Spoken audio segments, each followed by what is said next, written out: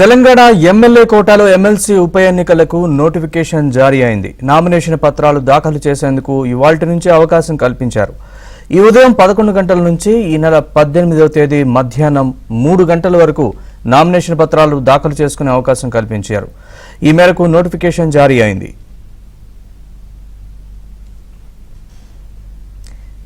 Telangana MLA కోటాలో 2 MLC స్థానాలకి సంబంధించి notification విడుదలైంది. దీనికి సంబంధించిన పూర్తి వివరాలు ఇవాల్టి నుంచి నామినేషన్లు కూడా దాఖలు కానున్నాయి. ఇదే అంశానికి సంబంధించి మా ప్రతినిధి రాజేష్ మరిన్ని డీటెయిల్స్ చెప్తారు. రాజేష్.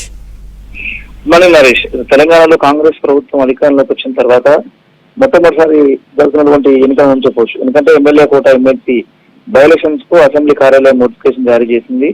మొన్నటి వరకు దాదాపు 64 సీట్లతో అధికారంలోకి వచ్చినటువంటి కాంగ్రెస్ పార్టీ ఇప్పటికే పాలనాపరమైన నిర్ణయాల్లో వేగంగా దూసుకెళ్తుంది.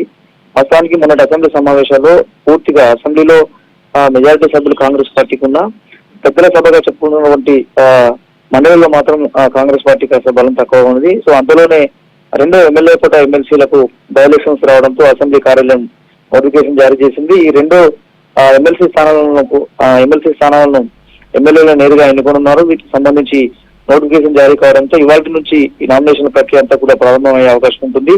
ఈ నెల 29న ఎన్నిక ఉంటుంది. అదే రోజున ఫలితాలు వెలువడే అవకాశం కూడా ఉంటుంది. Naresh. Right Rajesh, thanks for the update.